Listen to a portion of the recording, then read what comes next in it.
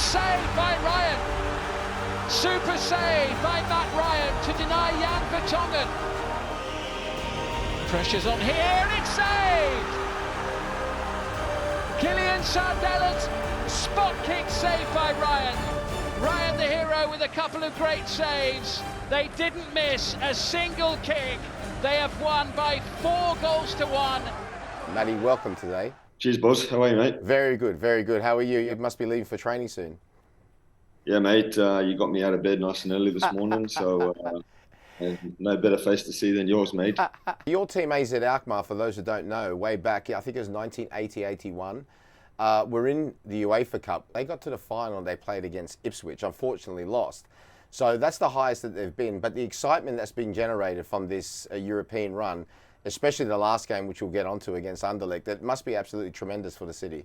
It definitely is. I mean, it's a real small community. The stadium is a real sort of boutique, small stadium, obviously to cater for, the small contingent of people, I guess, here in Holland that are there in Alkmaar. But they turn out and support us with every match that obviously we play, and they create some nice memories through the way in which they support us. I mean, before the Lazio game, stopping the bus on the way in with all the flares and everything going on, thousands of people out the front, and obviously the atmosphere within the stadium as well. And there's no doubt that they obviously help make it intimidating for opposition teams that come there, and they're a big part obviously of the club and our successes that we have on the pitch also.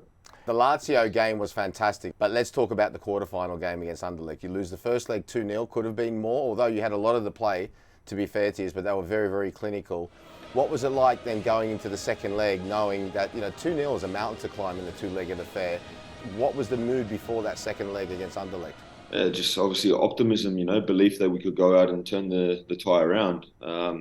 It's commonly said in football, a 2-0 scoreline is a dangerous one, and I was confident also straight after that first result that if we could come and get an early goal at home, then obviously the tie is very much alive. And at home, it's been documented also. I mean, we've come from behind many times when we've come back to our home ground, and even throughout the course of the season as well, and before I arrived. So it's a club and a team that's full of character in these moments, and coming from behind and demonstrating that time and time again. And it just so happened to turn out that way again. And we've created something special and created another bit of history for the club by reaching the semi-final.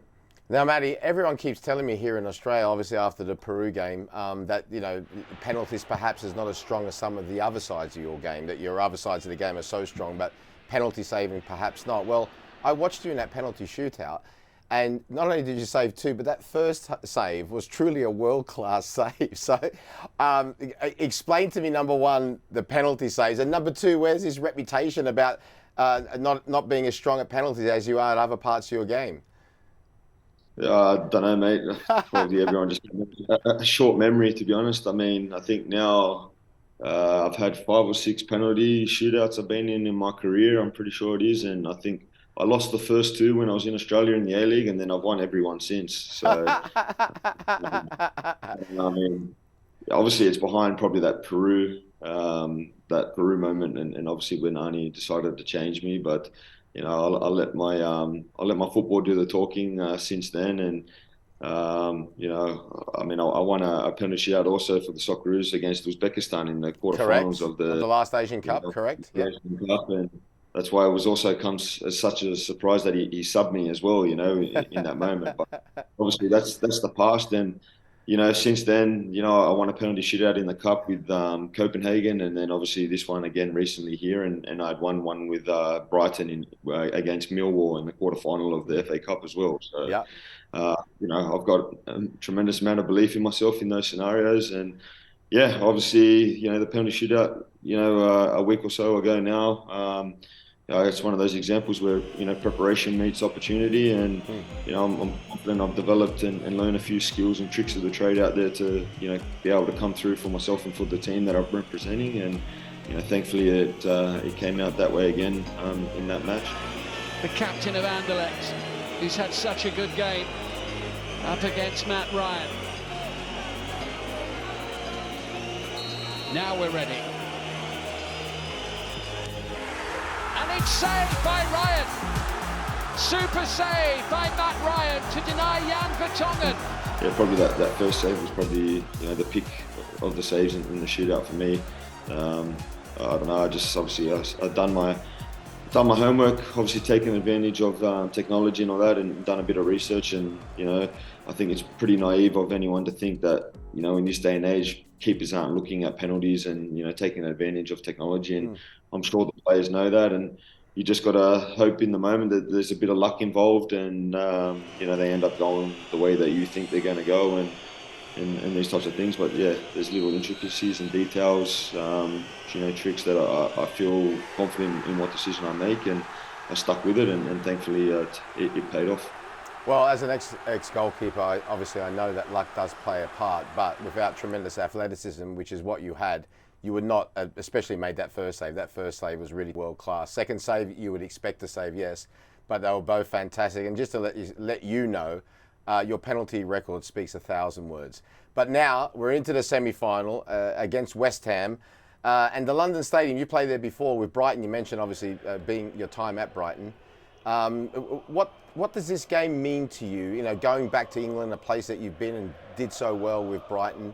I mean, I guess you could take a little bit of a special feeling from the fact that having played there in England and in the Premier League, and for me, in my experiences, it's the best league in the world.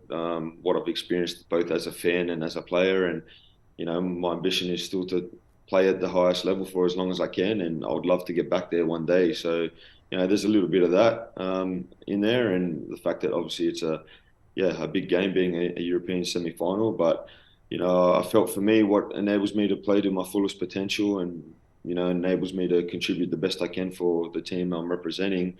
I go out and treat every game the same, the same preparation, whether I'm playing, Kuwait for the national team or playing Argentina at the World Cup, or, with all due respect to these teams. For me, I go out there and try to find that right amount of respect for the opposition, not respecting the opposition too much if it's a big name or something like that, and obviously not underestimating an opposition if it's a smaller team, with all due respect. And I feel for me that's what helps me play to my best level. And I'll be going out there against West Ham with the exact same mindset in that first game, and probably the world is going to see us as the underdog and whatnot, but it's nothing we didn't experience against Lazio in the previous game. And when you cross that white line, everything is equal, and we go out there, and I know if we play to our strengths and execute our game plan, to the levels that I know and the standards that I know that we can, we've got a really good chance of beating them in both the ties and going through to the final. How's Pascal Jansen, your coach?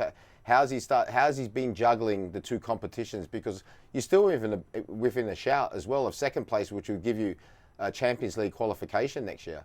Yeah, I mean, it's testament to him and the club and the players, for what's left to play for this season.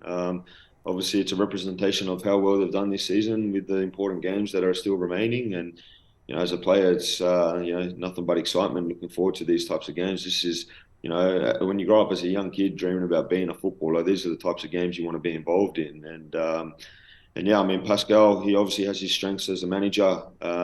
He's very open, very honest, very forward with his tactics and, the teams in terms of who he wants as personnel who's playing, and, the objectives and the roles and the jobs that he wants us doing, and all these types of stuff. And besides that, I think also his man management as well.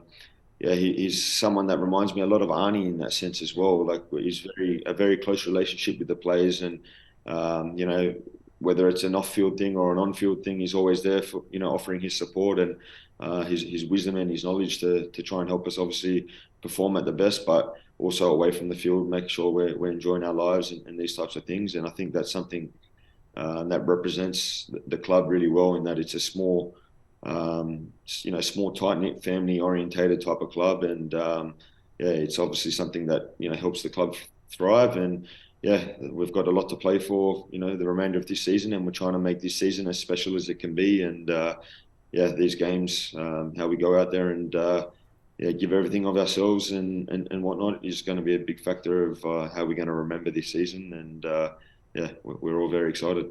Fantastic time in the World Cup, the best performance ever by a Socceroos side at the World Cup. You've got the Asian Cup coming up early 2024 in January in Qatar. Are we at the stage as a team and as a nation where we can say that, yes, this is a competition that we are going all out and we've got a very good chance of winning? Yeah, definitely. I mean, I know that's the mindset within the squad. You know, come the friendlies against Ecuador, you know, we got together as a group and, you know, we wanted to close that chapter of what was with the World Cup.